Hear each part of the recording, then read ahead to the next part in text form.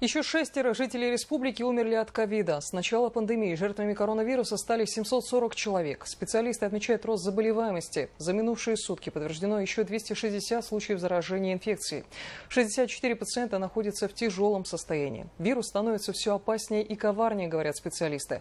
Помогает ли вакцинация и как сейчас работают врачи в красной зоне, видела наша съемочная группа.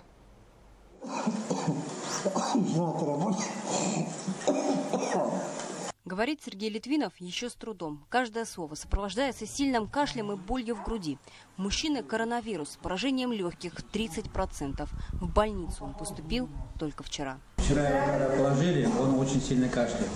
После капельницы пришел в норму.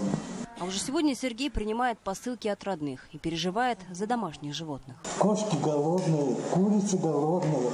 Что делать не знаю. 11 девочек у меня там. А как вы вообще себя чувствуете? Как ощущения? Как полный отстой. Так глубоко загнешь, кашель сразу. Ковид-госпиталь в 13-й больнице рассчитан на 100 коек. Сейчас больница заполнена практически полностью. Основная масса заболевших – это непривитые. Кто-то не успел, кто-то не может по состоянию здоровья, а кто-то категорически против. Болезнь заставила пересмотреть отношение к вакцине. И, как говорят врачи, не зря. А как вообще болеют вакцинированные? Легче. Ну, не так, что прям легко, да? Они все-таки находятся в госпиталях, да? Но они отвечают на лечение лучше. И процесс восстановления у них лучше проходит, быстрее. То есть мы пациентов уже на 7-й день выписываем. Неделя, 10 дней. А пока врачи и медсестры лечат пациентов, в другом углу больницы тоже кипит работа. На хрупких плечах санитарок не менее важная задача – накормить всех пациентов в срок. Всю еду привозят в одноразовых контарках. Где-то вручную, а где-то с помощью тележек. Женщины разносят ее по всем палатам на 2 этажа. И болеть нельзя ни врачам, ни санитаркам, поэтому большая часть медицинских работников в 13-й больнице уже вакцинирована. А вообще сотрудники много кто вакцинированы? Ну, сейчас уже почти все, да? Вторая вакцинация у меня 9 числа будет, августа. А почему вы вакцинируетесь? Потому что надо или потому что вы видите это все? Ну, потому что видим немножко страшно.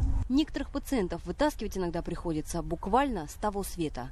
У одних коронавирус поражает почти все легкие, другие поступают с тяжелыми сопутствующими заболеваниями. У меня тромб, трофическая язва, тромбофлебит левой ноги 50% крови и тромб. И я вот все время на тромбоасе. Но самое страшное, говорят врачи, что сейчас вирус ведет себя не так, как раньше. Сложно предсказать течение болезни. В худшую сторону ситуация может измениться за считанные не часы, минуты. Пустое помещение, без света, кровати без пациентов и выключены аппараты ИВЛ. Вот так сейчас выглядит реанимация красной зоны 13-й больницы. Но врачи говорят, прогнозировать снижение заболеваемости еще рано.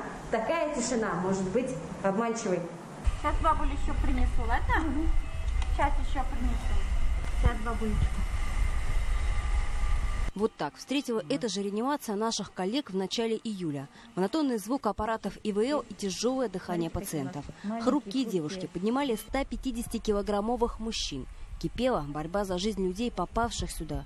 А сейчас тишина, передышка. Это связано с таким стечением обстоятельств, приятным для нас, что пациентов сегодня только их нет.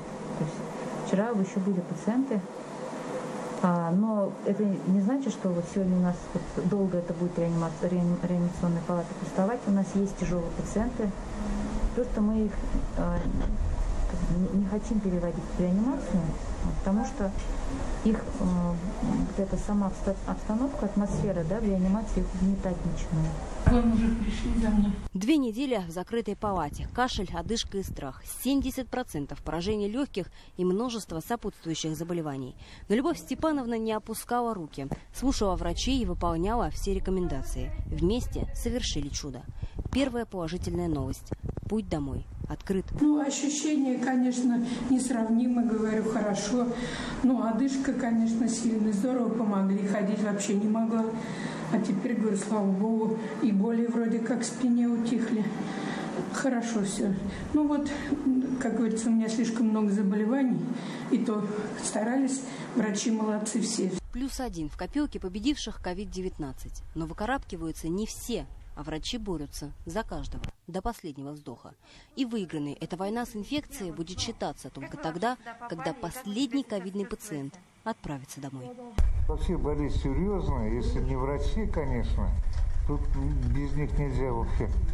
Ничего. Все свое дело знают. Айгуль Хатыпова, Булат Садриев. Новости Уфа.